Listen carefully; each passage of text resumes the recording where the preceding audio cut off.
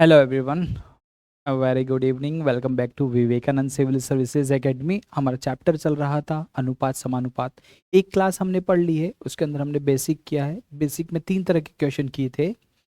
या तो कोई नंबर जो हमें अनुपात में दे रखा है 2 बार रिपीट हो रहा हो, या फिर किसी मल्टीपल को इक्वल कर रखा हो, या फिर अनुपात का मान फ्रैक्शन में दे रखा हो। ये 3 तरह के क्वेश्चन हमने किए थे। आज उसी को थोड़ा आगे बढ़ाते हैं और पिछला वाला एक बार देख लेते हैं, लास्ट क्या था। ओके, ठीक है। अभी तक हम इस पर नहीं पहुंचे हैं कि कुछ धनराशि दे रखी हो और उसको अनुपात में बांटना हो, है ना। चलिए नेक्स्ट पर आते हैं। अगला संख्या 6, 7, 15 और 17 में प्रत्येक में कौन सी संख्या जोड़ी जाएगी परिणामी संख्याएं समानुपाती हो जाए। देखो, आपको पहले इसका मतलब होना चाहिए कि समानुपात होता क्या है। समानुपाती का मीनिंग देते हैं। देखो, समानुपात के अपन जो क्वेश्चंस भी करेंगे आगे, थोड़ा अपने पास 3 चीजें हैं। एक तो अनुपात है, एक तो अपने पास अनुपात है, अनुपात के क्वेश्चन। दूसरा फिर है समानुपात, ये रेशो है, ये प्रपोर्शन है। समानुपात, फिर इस समानुपात के तीसरा भाग होता है मिश्र समानुपात। मिश्र समानुपात, फिर इसके अंदर आता है एक मिश्रण। ठीक है, एक आता है मिश्रण। ये 4 चीजें अपने पास है, ये 4 चीजें अपने पास है।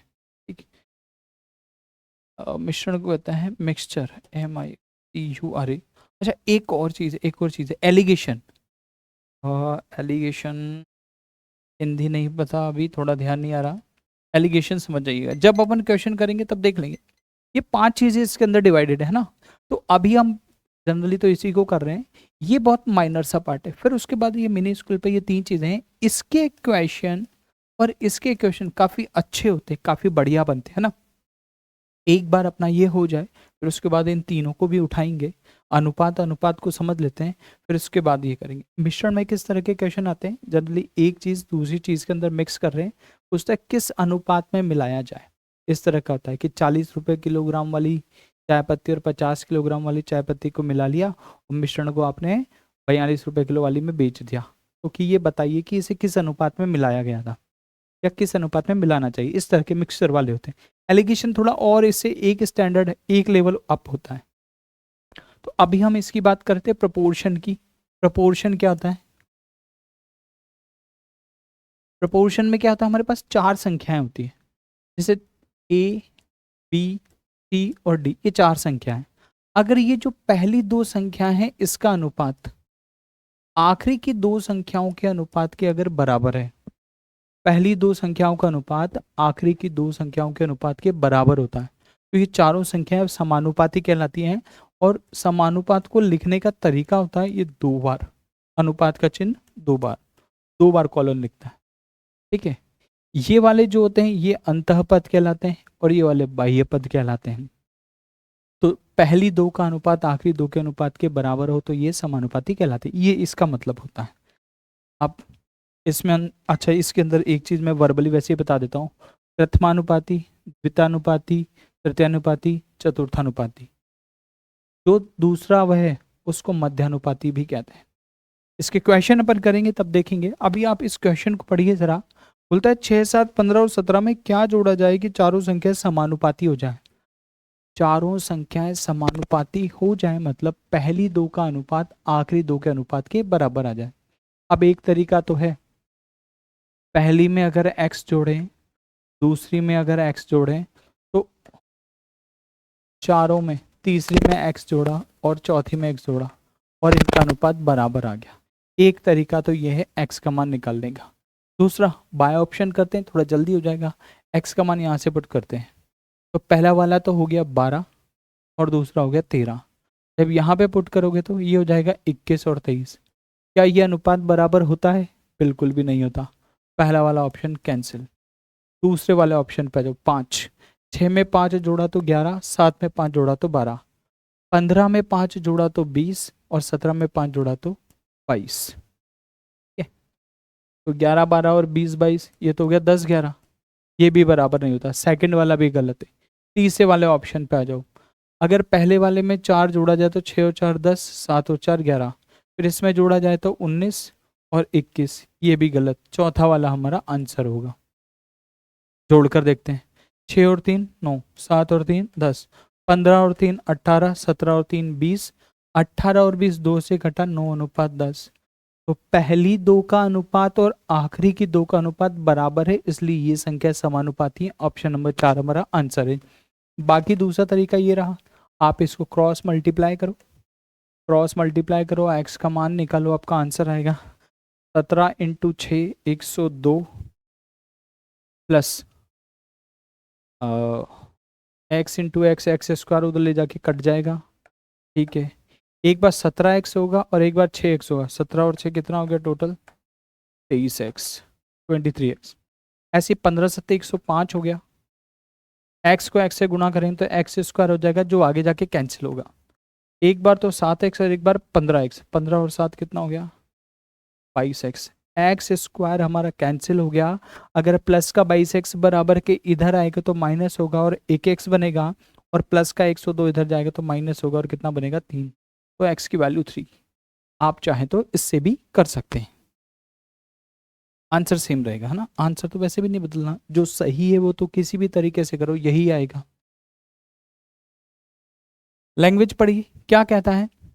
दो संख्याओं का अंतर उनके योग का 45% है। आपको पहले बड़ी संख्या और फिर छोटी संख्या का अनुपात बताना है। बड़ी संख्या और छोटी संख्या गलत, बड़ी संख्या छोटी संख्या गलत। अगर बड़ी संख्या है तो उसका अनुपात बड़ा होगा ना। दो तो खत्म ही हो गए, अब ये दो बचे। अब अगर नहीं आ रहा और ऊपर वाले का साथ रहा तो अक्कड़ बक्कड़ करके आंसर निकाल लेना, वरना सबसे बढ़िया तरीका क्या है? दो संख्याओं का अंतर, दो संख्याओं का अंतर। मैंने ऐसे लिखा है, इसका मतलब x बड़ा है और y छोटा है। बड़े में से छोटा घटा रहे हो, कितना है उनका अंतर? उनके योग का, ये उनके योग, ब्रैकेट लगाओ, उनके योग का कितना है? 45%। ये 45% हो गया। 5 से गया 9 और 5 से गया 20, 20 इधर आएगा, मल्टीप्लाई होगा 20x माइनस 20y, और इधर 9 अंदर ब्रैकेट में मल्टीप्लाई होगा तो 9x प्लस 9y, प्लस का 9x इधर आएगा, माइनस होगा 11x बचेगा, और माइनस का 20 उधर जाएगा, प्लस होगा 29y बचेगा। बोलो भाई x का मान कितना? 29, y का मान कितना? 11। 29 11 ऑप्शन नंबर 3 में है। ऑप्शन नंबर 3 हमारा बिल्कुल सही है। डन।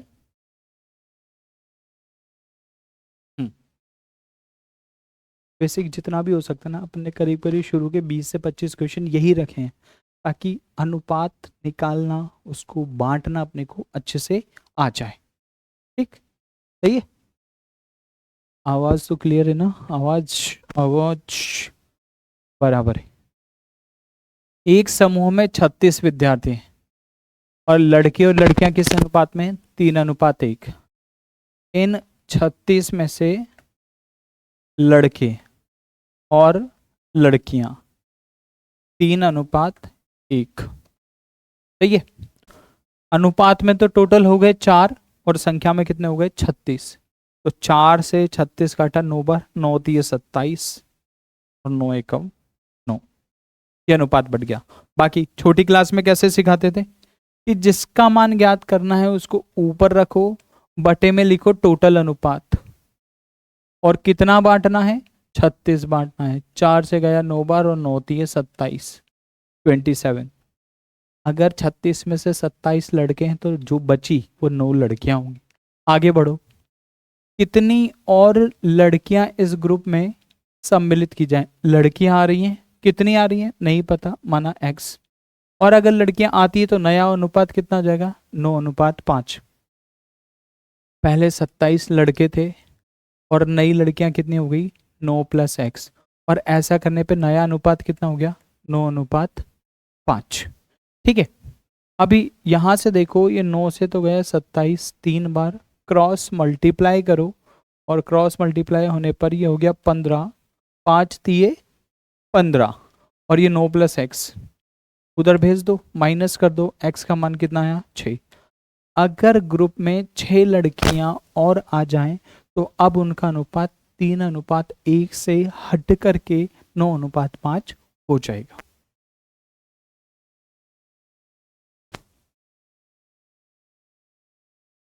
क्वेश्चन पर ये क्या लिखा है, दो संख्याओं का गुणनफल। गुणनफल क्या होता है, जो गुणा करने पर मिलता है। कितना है, 54 है। उन संख्याओं का योगफल उनके अंतर से 12 अधिक है। बड़ी संख्या छोटी संख्या का अनुपात निकालो। पहले आपको बड़ी संख्या लिखनी है, बाद में आपको छोटी संख्या लिखनी है। ठीक, ये तो वैसे ही कट गया, ये तो बड़ी संख्या ही नहीं, ये तो छोटी संख्या है ना। अब इन तीन में से एक अपने को आंसर निकालना है। चलो वापस से क्वेश्चन पढ़ते हैं। दोनों संख्याओं का गुणनफल कितना है, 54 है। ठीक है, उन संख्याओं का योगफल कितना है, अंतर से 12 अधिक है। योग कितना है, अंतर प्लस 12। योग कितना है, अंतर में 12 अधिक है। योगफल और अंतर का, योगफल और अंतर जो है दोनों का डिफरेंस, दोनों संख्याओं को जोड़ लो, दोनों संख्याओं को डिफरेंस निकाल लो, फिर जो उनका डिफरेंस आएगा वो 12 आना चाहिए। ये है दोनों संख्याओं का योगफल कितना है, उनके अंतर से 12 अधिक है। ये x से x तो कट गया, माइनस का y बराबर के इधर आएगा तो प्लस का y हो जाएगा, और y की वैल्यू आपके पास आई 6। y का मान कितना आया, 6 आया। अगर y का मान 6 है तो ये 6 उठा करके इस पहली वाली इक्वेशन में रख दो। पहली वाली इक्वेशन में रखेंगे तो x प्लस 6 बराबर x माइनस 6। अरे अरे अरे, कुछ तो गड़बड़ हो रही है। y का मान आ गया ना, क्या पूछा है, बड़ी अच्छा, दोनों संख्याओं का गुणनफल कितना है, 54 है। तो अगर एक संख्या x और दूसरी y हमने मानी है, तो अगर इसका मान हमारे 6 आया है तो बोलो y का, x का मान कितना आएगा, x का मान आ जाएगा 9। बताओ रे, बड़ी संख्या कौन सी है, 9। छोटी संख्या कितनी है, 6। अनुपात कितना आया, 3:3 ऑप्शन नंबर 2 हमारा बराबर। ऑप्शन नंबर 2 हमारा आंसर बन जाएगा। भाई जैसा जैसा कह रखा ना वैसा वैसा अरेंज कर दो ना। क्वेश्चन एक बार पढ़ करके अरेंज करना है, बाकी तो आंसर सब देंगे। वह न्यूनतम पूर्णांक मिनिमम क्या होगा, जिसे यदि 6:7 के दोनों अंकों से घटाया जाए, इसमें से भी घटाओ और इसमें से भी घटाओ, और घटाने पर क्या आना चाहिए, 16:21 से अधिक आना चाहिए। 16:21 से अधिक का मतलब है ये अधिक वैसा वाला अधिक नहीं है, बोलता है 16:21, इससे बढ़कर के ऐसा हो जाता है। ठीक, तो ये तो हो गया आपका 6, ये हो गया 7। दोनों में से न्यूनतम क्या घटाया, नहीं पता, माना x घटाया। अभी अनुपात कितना आ गया, 16:21। 21 को इधर गुणा करेंगे, दोनों से गुणा होगा, 7 माइनस एक्स जाएगा इधर, 16 से गुणा होगा। चलो गुणा करके बताओ रे, 126 माइनस 21x, और उधर गया तो 112 माइनस 16x। माइनस का 21 बराबर के इधर आएगा तो प्लस का 21 हो जाएगा, और 21 में से 16 घटाया तो कितना आया, 5x। और प्लस का 112 इधर गया तो माइनस होगा, और ये कितना आएगा, 14। x का मान आया 14/5। तो यदि दोनों पदों में से आप 14/5 घटा दो तो नया अनुपात 16:21 हो जाएगा, 14/5। पहला वाला ऑप्शन हमारा सही रहेगा, फर्स्ट वन ओके है ना, पहला वाला बिल्कुल सही है।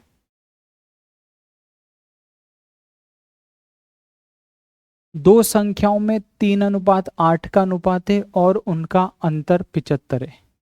ये सबसे आसान सवाल है, इसका छोटी संख्या बतानी है।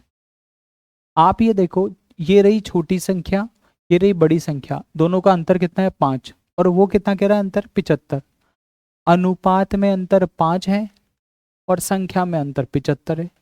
5 का मान हो गया 75, 1 का मान हो गया 15, छोटी संख्या है 3, 3 के अनुपात में होगी ना 3, तो 15 3 45। छोटी संख्या कितनी आएगी, 45। दो संख्याओं का योग 40 है और उनका अंतर 4 है, संख्याओं का अनुपात ज्ञात करो। दो संख्याओं का योग 40 है और उन संख्याओं का अंतर 4 है। दोनों संख्याओं का अनुपात ज्ञात करना है। तो दोनों संख्याओं का अनुपात में देखो कोई सा भी आंसर अपने आप में रिवर्स नहीं है, यानी 5:6 और 6:5 ऐसा कुछ नहीं है, क्योंकि यहाँ से पता नहीं चल रहा कि पहले बड़ी संख्या लिखनी है या छोटी संख्या लिखनी है। तो जो भी आंसर होगा वो यूनिक होगा। अब दो तरीके हैं, या तो आप एक काम करो, यहाँ से x का मान निकालो, y+4 और उठा के यहाँ रख दो, या सबसे बढ़िया तरीका दोनों को जोड़ दो। दोनों को जब आप जोड़ोगे तो यहां जरा ध्यान से देखो, प्लस का y और माइनस का y तो कट गया, 2x का मान आया 44 और x का मान आया 22। x का मान 22 आ गया, ये एक संख्या आ गई, ये इसी में दिख रहा है, पर आगे पता नहीं है दूसरे कंस से होगी, है ना, ये कट भी सकता है आगे जाके। तो आप ये देखो, एक संख्या 22 आ गई, 22 को उठा के यहाँ रख दो, तो ये ऐसे लिख सकते हो 22 + y = 40। तो y का मान कितना आ गया, y का मान आ गया 18। देखो अब कट सकता है ना, दोनों सम संख्या है। तो x अनुपात y 22:18 और 22 से कटा 2 11 और 2 9, 11:9 हमारा आंसर, ऑप्शन नंबर 3। जब आप दोनों को जोड़ोगे तो एक संख्या प्लस की और एक संख्या माइनस की, इसलिए कैंसिल आउट हो सकता है आसानी से, कोई दिक्कत नहीं है। अच्छा, ऐसा क्वेश्चन जस्ट किया ही है। 504 विद्यार्थियों वाले एक विद्यालय में लड़कों और लड़कियों की संख्या का अनुपात, ये तो है लड़के, ये वाले तो है लड़के और ये वाली है लड़कियां, और इसका अनुपात दे रखा है। 12 लड़कियां और भर्ती कर ली जाएं तो अनुपात क्या होगा। तो आप ये देखो, टोटल बच्चे कितने हैं 504, इस 504 में बॉयज निकालना है। आप ये देखो बॉयज कितने हैं 13, कितने में से, टोटल अनुपात 24 में से, और गुणा में कितने 504 बच्चे काटते हैं, तो 24 दूना 48 और 24 एकम 24, 13 एकम 13, 26 और 1 27, 273 लड़के हैं। अगर 273 लड़के हैं 504 में से, 504 में से अगर 273 लड़के हैं तो जो बाकी बच गया घटा दो, 4 में से 3 गया तो 1, 10 में से 7 गया तो 3, 4 में से 2 गया तो 2, 231 कौन होगी, 231 कौन होगी, लड़कियां हो गई। वो बोलता है 12 लड़कियां और आ जाए तो +12 हो जाएगा, और +12 होते ही उनका अनुपात कितना होगा 273 अनुपात, इसमें 12 जोड़ा तो 243, 3 2 5 और 4 9, 7 2 9 3 12, 3 से कट जाएगा, 3 9 में 27, 3 एकम 3, 3 8 24 और 3 एकम 3, 91 अनुपात 81 हमारा आंसर। पहला वाला आंसर बिल्कुल सही, पहला वाला बिल्कुल सही। अभी तो आप यूँ मानकर चलिए बिल्कुल बेसिक है ये, बिल्कुल जीरो चल रहा है। आगे जब आपको कभी इस तरह से डिवाइड करने हो तो बार बार इतना रायता फैलाने की जरूरत ना पड़े, आप सीधा वैल्यूज को देखकर लिख दें, ठीक है। क्वेश्चन नंबर 29, ए और बी के अंकों का अनुपात, ए और बी के अंकों का अनुपात कितना है 3:4। बी और सी के अंकों का अनुपात, बी और सी के अंकों का अनुपात कितना है 4:5। बी की दो वैल्यू दे रखी है लेकिन दोनों वैल्यू सेम है, तो यहां पर भरने की जरूरत नहीं है, एक साथ लिख सकते हैं 3:4:5, ए बी सी के अंकों का अनुपात हो गया। अब क्या करना है आगे, सी और ए के अंकों के बीच का अंतर 30 है, ये वाले सी के अंतर है और ये वाले ए के अंक हैं, और दोनों का अंतर कितना दे रखा है 30, और अनुपात में दोनों का अंतर कितना आ रहा है 2, सी के अंक 5, ए के अंक 3 और दोनों का अंतर 2, लेकिन उसने कितना दे रखा है 30, तो 2 का मान 30 है तो 1 का मान कितना हो जाएगा 15। बोलता है बी को कितने अंक मिले, बी को कितने मिले, बी को मिले 4, अगर 1 का मान 15 है तो 4 का मान कितना होगा 15 चौके 60, 15 गुणा 4 किया और बी के अंक आए 60 अंक, ऑप्शन नंबर 3 हमारा सही रहेगा।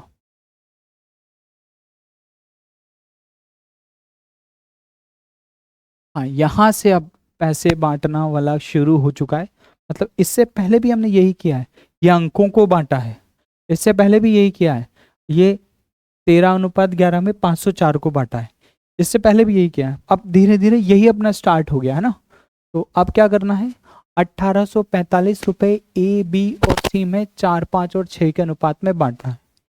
इसका मतलब ये हुआ ए को 4 मिलेगा, बी को 5 मिलेगा और सी को 6 मिलेगा। तो अनुपात में टोटल कितना मिला, 15। ठीक है, अनुपात में कुल योग कितना है, अनुपात में रुपये का योग कितना हो गया, 4 + 5 + 6 बराबर 15। और ये किसके बराबर है, 1845 के बराबर। तो यहाँ से एक इकाई का मान कितना आया, 15 एकम 15, 15 दूनी 30 और 15 3 45, 123 आ गया। आगे क्या करना है, बोलता है ए और सी को कुल कितनी राशि मिली। आप ये देखो, ए को मिला 4 और सी को मिला 6, तो ए + सी टोटल कितना हो गया, 4 + 6। टोटल किसका मान निकालना है आपको, 10 यूनिट का निकालना है। तो 10 यूनिट का मान कितना हो गया, 1230। तो ए और सी को कुल मिलाकर के कितने मिले, 1230 रुपए मिले, 1230 रुपए मिले। बाकी अपन करते क्या थे, वैसे क्या करते थे, किसका मान निकालना है, ए और सी का टोटल निकालना है, ए और सी का कुल मान निकालना है। तो ए और सी का कुल मान कितना, 10 बटे में कुल अनुपात, कुल अनुपात कितना, 15। और कितने रुपए बांटने, 1845। 15 एकम 15, 15 दूना 30, 15 3 45, 1230 रुपए हमारा आंसर। आंसर तो इससे भी आ जाएगा, इतना रायता थोड़ी फैलाना पड़ा, अभी नहीं पड़ा ना। तो ये हमारे एकेडमी में हमें सिखाते भी थे, ये भी अच्छा था, बुरा ये भी नहीं है ना। बस ऐसा नहीं हो आप पहले ए की धनराशि निकालो, फिर बी की धनराशि निकालो, फिर उनको जोड़ो, ऐसे अलग अलग जोड़ने की जरूरत नहीं है। अनुपात को ही जोड़ लो, उसी का मान ज्ञात कर लो। 31 पढ़िए। अब ये आप एक बार ना इसको पढ़ने के बाद ये अनुपात सही करके बताइए। देखो क्या कहता है, साइरस, रोहन और मिष्टी के बीच एक राशि का बंटवारा हुआ है। साइरस, रोहन और मिष्टी के बीच धनराशि का बंटवारा हुआ। साइरस और रोहन द्वारा प्राप्त राशि, साइरस और रोहन कितने हो गए, 3-2, 3:2। जबकि रोहन और मिष्टी द्वारा प्राप्त राशि का अनुपात 7-12, 7:12। अब इस बार रोहन की वैल्यूज अलग अलग हैं, तो जब तक ये एक जैसी नहीं होंगी तब तक हमारा काम नहीं चलेगा। जिसके सामने जो जगह खाली थी हमने उसी नंबर से फिल कर दिया इसको। ये हो गया 21, ये हो गया 14 और ये हो गया 24। अब ये आगे कहीं नहीं कट सकता, इसलिए यही साइरस, रोहन और मिष्टी की राशि का अनुपात रहेगा। आगे क्या कहता है, साइरस द्वारा प्राप्त राशि मिष्टी द्वारा प्राप्त राशि से 1800 रुपए कम है।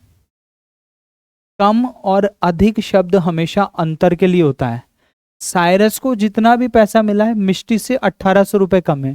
देखो साइरस को कितना मिला, 21, मिष्टी को कितना मिला, 24। कितना कम है, 3। अनुपात में तो 3 कम है और रुपए में कितना कम है, 1800।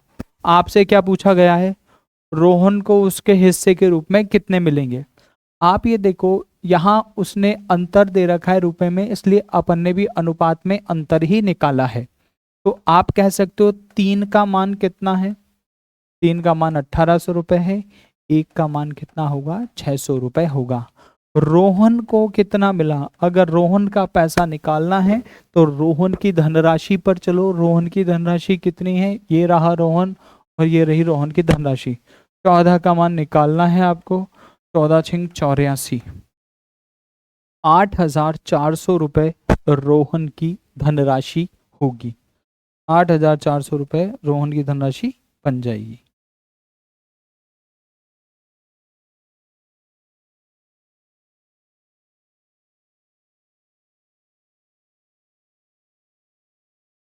अब तो अनुपात सही करना है प्लस रुपए को बांटना है, सिर्फ इतना सा एक्सटेंशन है। 1650 रुपए पी क्यू और आर में इस तरह बांटे जाते हैं कि ए को बी से दुगनी तथा सी से 3 गुनी धनराशि मिले। ए, बी और सी 3 व्यक्ति हैं। लैंग्वेज पढ़ो। ए को कितना है, बी से दुगना, इससे तो दुगना धन मिला है, तथा सी से 3 गुना, इस सी से कितना धन मिला है, 3 गुना।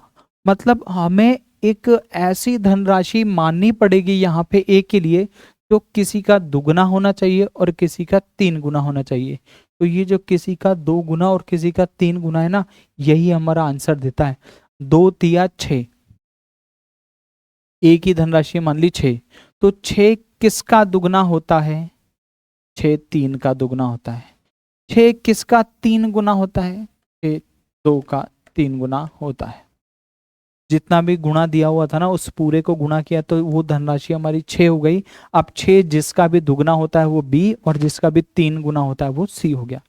ए का धन 6, बी का धन 3 और सी का धन 2। काम खत्म। अनुपात में कुल धन कितना हो गया, अनुपात में कुल धन हो गया 6 3 9 2 11। और रुपए में कुल कितना धन हो गया भाई, 1650 रुपए। तो 11 यूनिट का मान अगर 1650 रुपए है तो आप ये देखो, 1 मिनट रुकिएगा। अगर ये आपके 11 यूनिट की वैल्यू 1650 है तो यहाँ से 1 यूनिट का वैल्यू कितना आएगा, 1 यूनिट के लिए क्या करते हैं, हमेशा डिवाइड करते हैं। करो भाई, 1 5 0, 150 हो गया। फाइंड क्या करना है, क्वेश्चन की लैंग्वेज वापस से पढ़ के देखो।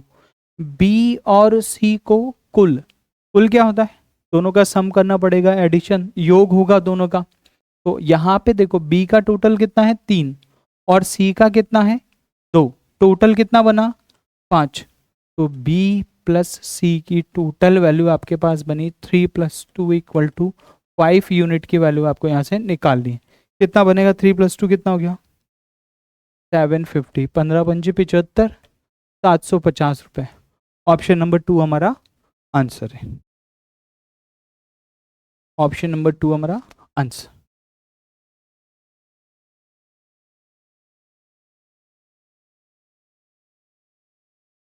इसका तो दुगना और इस वाले का 3 गुना।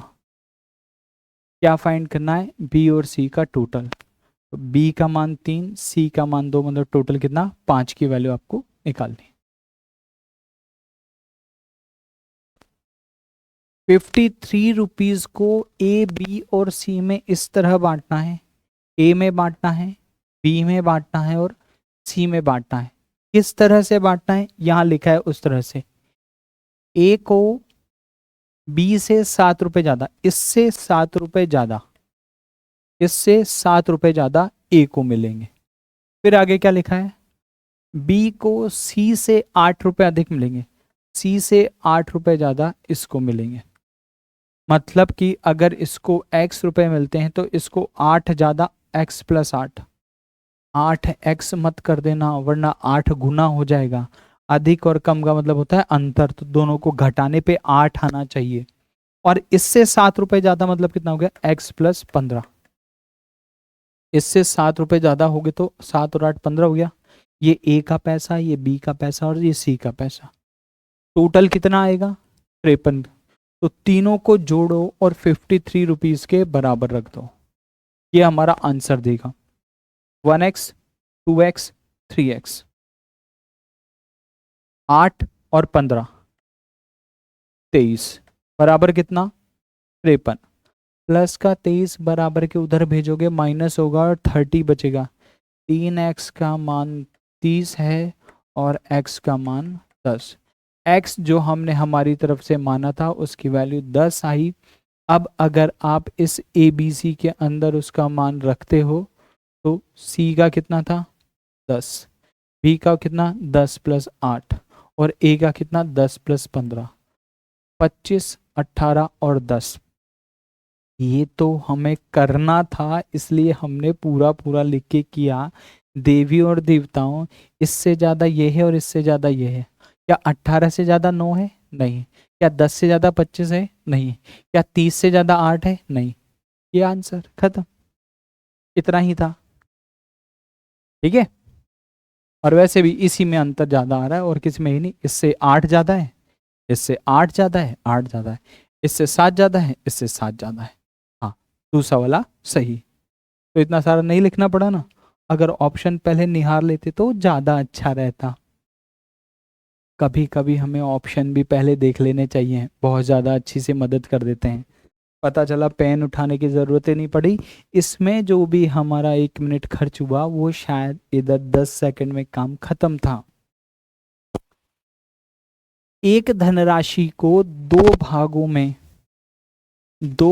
में इस प्रकार बांटा गया है कि एक भाग का 3 गुना दूसरे भाग के 8 गुने के साथ जोड़ने पर संपूर्ण के 6 गुने के बराबर है। भाई पूरा बार बार पढ़ना पड़ेगा।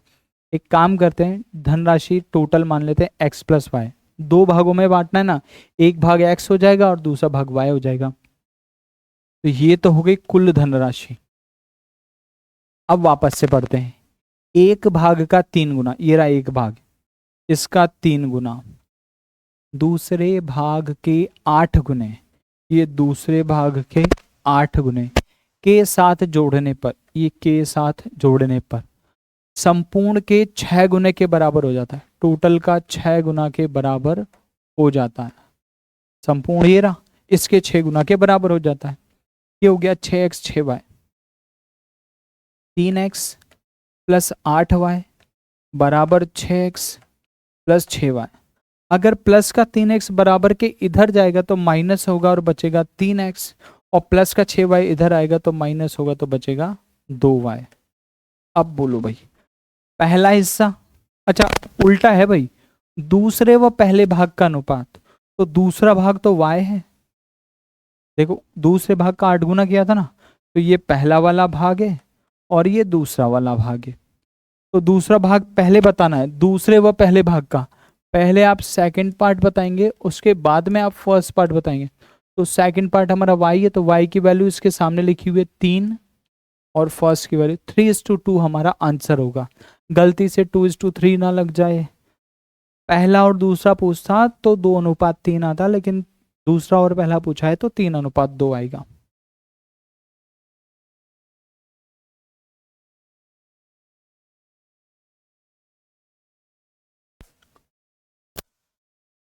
एक निर्माण कार्यस्थल पर आदमी, औरत और बच्चे 9:4:1 के अनुपात में है। ठीक है भाई, इस अनुपात में फिर आगे क्या है, यदि 60 औरतें इस कार्यस्थल पर कार्यरत हैं। ठीक है, तो सभी लोगों को कुल दैनिक मजदूरी 2850 रुपये। तो एक बच्चे की दैनिक मजदूरी कितनी होगी? आप ये देखो, पहला दे रखा है आदमी, दूसरा दे रखा है औरत, और तीसरा दे रखा है बच्चे। 9:4:1 के अनुपात में ये 9 है, ये 4 है और ये 1 है। यदि 60 औरतें इस कार्यस्थल पर कार्यरत हैं, अनुपात में तो 4 कार्यरत हैं और संख्या में 60 है, मतलब 4 किसके बराबर है? 60। तो 1 किसके बराबर होगा? 15। 1 किसके बराबर होगा? 15। आप यहां से कह सकते हो 4 बराबर 60 है तो 1 बराबर 15। अब आप इसमें पता कर सकते हो 1 किसका मान है? बच्चे का।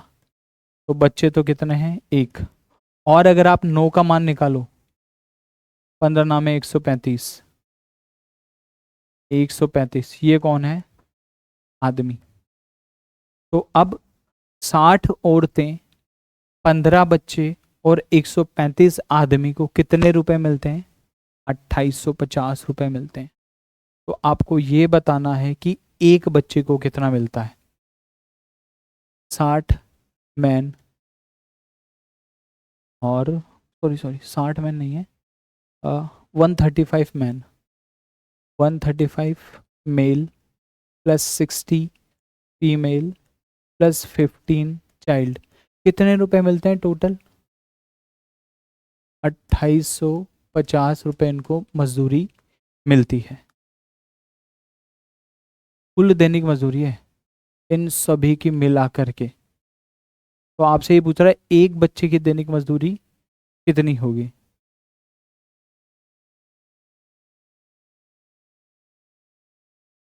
दैनिक मजदूरी का अनुपात भी तो यही आएगा, 15 एकम 15, 15 चौके 60 और 15 9 में 135, 9 और 4 13 और 1 14।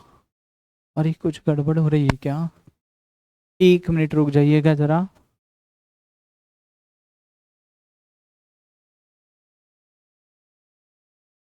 कहीं कुछ अनुपात में गड़बड़ तो नहीं है? वेट अ मिनट, है ना भाई, 1 मिनट रुक जाइए, मैं चेक कर लूँ थोड़ा। कार्यस्थल पर आदमी औरतें और बच्चे के अनुपात में यदि 60 औरतें इस कार्य पर तथा सभी लोगों की कुल दैनिक मजदूरी। यार ये तो कुछ, 1 मिनट रुकिए, मैं ज़रा एक बार क्वेश्चन क्रॉस चेक कर लूँ अपना।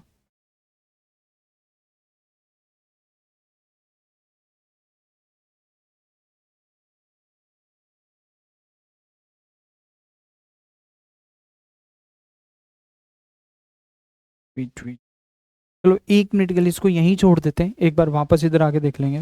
क्वेश्चन पता नहीं कहाँ से लिखा है, ध्यान भी नहीं आ रहा। थोड़ी देर के लिए उसको छोड़ दीजिए, वापस अपन आके देख लेंगे, है ना। चलिए इस पे आ जाइए। कोई राशि ए बी और सी में बांटी जाती है, ए को कितना मिलता है? अच्छा, ए कुल राशि का 3/16 भाग और बी कुल राशि का 1/5 भाग प्राप्त करता है और सी को 1470 रुपये मिलते हैं। देखो, ए और बी की जो धनराशि बताई गई है ना, वो तो टोटल के फ्रैक्शन में बताई गई, और सी की धनराशि रुपए की टर्म में बताई गई है। तो अब अगर सी की धनराशि भी ऐसे वाले कुछ फ्रैक्शन या रेशो के रूप में निकाल लें तो इसके बराबर रख देंगे। जैसे ही इसके बराबर रख देंगे तो किसी एक की वैल्यू मिल जाएगी और बाकी का मान निकाल सकते हैं। दो तरीके हैं करने के। हम अगर टोटल एक्स मानते हैं, टोटल अगर एक्स मानते तो आप ये देखो, ए को तो कितना मिला 3x/16 और बी को कितना मिला 1/5।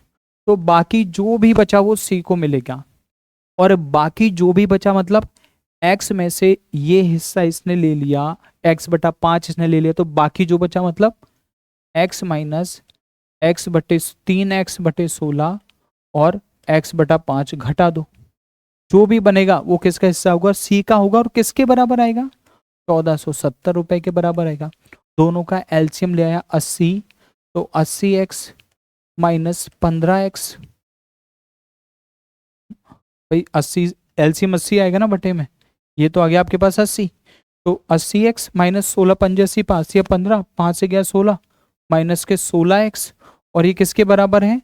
1470 रुपए के बराबर है। अब आगे कितना आया? 80 में से 31 घट गया, 49 आया। 49x/80 की वैल्यू आई आपके पास 1470, 50 या 150। 49 से 30 बार कट जाएगा और x का मान आया 8 या 2400। अभी आपको क्या ज्ञात करना है? a को कितनी राशि मिली? अभी a को कितनी राशि मिली है? 3/16x। तो यहां से a की धनराशि हो गई 3/16x, x मतलब 2400, 24 दिया 7200, और 7200 में आपने भाग देना है 16 से। 16 चौके 64, कितना बचा 8, 16 पंजे 80 और 0। ए को कितनी धनराशि मिली? 450 रुपए। ये तो जो हम जनरली फ्रैक्शन मानकर करते हैं वो है। अगर हमें दो वैल्यू फ्रैक्शन में पता है तो हम अपनी तरफ से कुछ एज्यूम करके चलते हैं। देखना भाई, इसी क्वेश्चन को वापस से देखना। ए को कितना मिला? 3/16 टोटल का, और बी को कितना मिला टोटल का? 1/5, और बाकी जो भी धनराशि थी वो 1470 रुपए किसको मिली? सी को। तो आप एक काम करो ना, टोटल राशि ही मान लो, लेकिन टोटल राशि अपनी तरफ से मर्जी से कुछ नहीं मानी जाती। हमेशा ये जो फ्रैक्शन होता है ना, इसका एलसीएम होता है। 16 पंजे 80, 16 और 5 का एलसीएम होता है, कितना आया? 80। 80, अब 80 में से 3/16 इसका है, तो 80 में से 3/16 इसका है, तो 16 पंजे 80 और 15 इसका। ठीक, 80 में से 1/5 इसका है, मतलब इसको कितना मिला 16। 80 रुपए में से 15 ये ले गया, 16 ये ले गया, तो इसका कितना बचा 49। अब वो तो कह रहा है 49 नहीं है भैया, 1470 है। तो यहां से कह सकते हो कि 49 का मान 1470 रुपए हुआ, एक का मान 30 रुपए हुआ, और ए का निकालना है, ए की वैल्यू 15 है, 15 दिया 45, 450 रुपए हमारा आंसर। वो जो फ्रैक्शन में ये इतना हल किया था ना, उतने टाइम पीरियड में वो सॉल्व हो गया। तो हमेशा टोटल वैल्यू कितनी माने, अगर फ्रैक्शन में दे रखा हो तो जो भी डिनोमिनेटर में दिया हुआ होता है, ये जो भी हर में लिखा हुआ होता है, इसका एलसीएम ले लो, जो एलसीएम आता है उसी को टोटल धनराशि मान लो। हाँ, अगला आपके सामने लिखा हुआ है, आधारभूत प्रश्न ही है, कोई बड़ी चीज नहीं, की जा सकती है। पहले पढ़ो, अरेंज करो उसको, फिर आगे बढ़ेंगे। एक संपत्ति एक्स वाई और जेड के बीच बांटी जाती है। एक्स और वाई मिलकर 7,400 रुपए, एक्स और वाई को मिलकर के 7,400 रुपए, वाई और जेड को मिलकर के 9,500 रुपए, और जेड और एक्स को मिलकर के कितना मिला भाई, 8,500 रुपए मिलते हैं। तो बोलता है वाई का हिस्सा कितना है। यहां अगर देखो, अगर मुझे x plus y plus z total पता चल जाए, तो इसमें से अगर मैं एक्स और जेड घटा दूंगा, एक्स और जेड घटा दूंगा, मुझे मिल जाएगा वाई, है कि नहीं।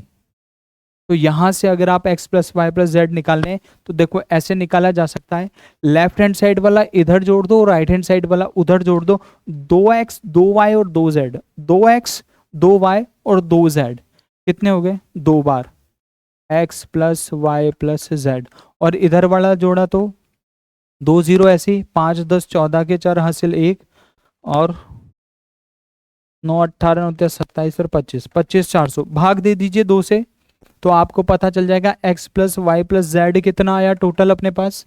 X plus y plus z आया, 2 से भगाया 12,700, 2 एकम 2, 12,700, सही है भाई। क्या निकालना वाई, तो x plus y plus z पता है, ये आ गया, और एक्स जेड उसने दिया हुआ था, एक्स और जेड, एक्स और जेड ये रहा। तो वाई का मान निकालने के लिए करें, 12,700 में से 8,500 आप घटा दीजिए, 0,024, 4,200 रुपए हमारे जेड की धनराशि होगी। इतनी धनराशि जेड की बनेगी, होगी इतनी, हाँ भाई इतनी ही होगी। अगली धनराशि पे आ जाइए। हाँ, अब थोड़ा ठीक ठाक क्वेश्चन दिख रहा है यहाँ पे। ए बी और सी में 1,290 बांटने हैं। ए का हिस्सा कितना है, बी के हिस्से का 3/2। ए का हिस्सा कितना है, बी के हिस्से का 3/2। ए का मान 3, बी का मान 2। बी का हिस्सा कितना है, सी के हिस्से का, सी के हिस्से का 7/4। तो यहां से बी का मान 7 और सी का मान 4। इधर बी का मान 2 है और इधर बी का मान 4 है, दो अलग अलग वैल्यूज हैं। पहले आप ए बी, और ये क्या हो गया भाई, हैंग हो गया, वेट वेट वेट वेट, है ना, थोड़ा सा इसको सही कर लूँ मैं। चलो मैं इधर लिख रहा हूँ, बोलता जा रहा हूँ, ध्यान देना। ए का मान ये इसके सामने वाला 3, और बी का मान ये, तो यहाँ से आप लिख सकते हो बी की वैल्यू, और फिर इधर से आप तीसरा अनुपात और लिखेंगे, और वो होगा सी। तो यहाँ से ए का मान कितना आया, 3। यहाँ से बी का मान कितना आया, 2। वापस से बी की वैल्यू रिपीट हो रही है, कितनी है, 7, और सी का मान कितना है।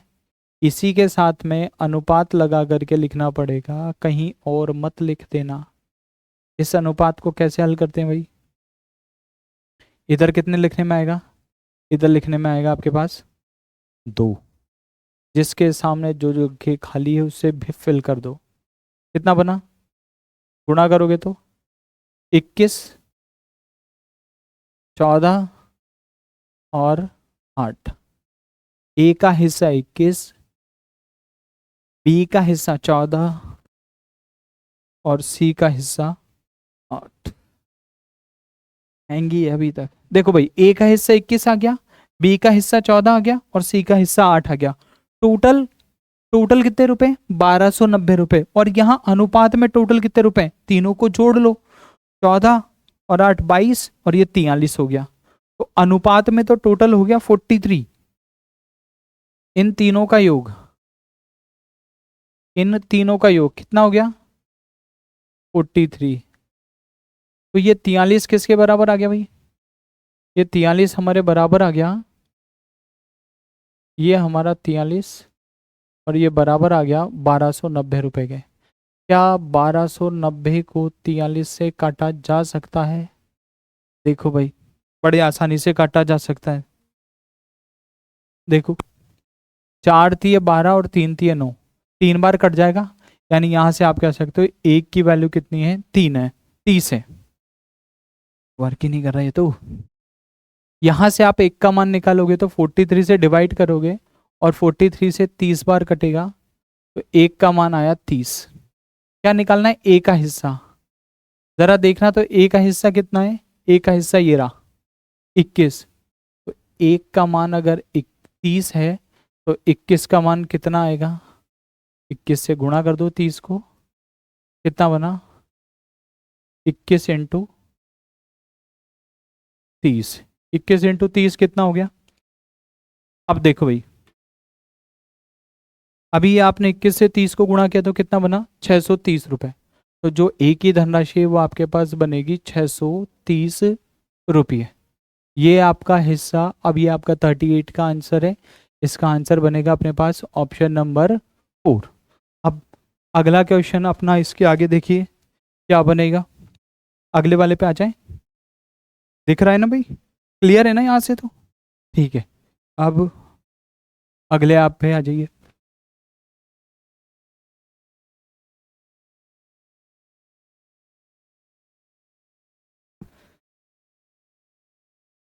नेक्स्ट पे आ जाए। अरे भाई ये तो हैंग ही हो गया। ठीक है चलो कोई बात नहीं, आज के लिए इतना ही, बाकी करते हैं अगली क्लास में। ठीक है everyone, see you in the next class.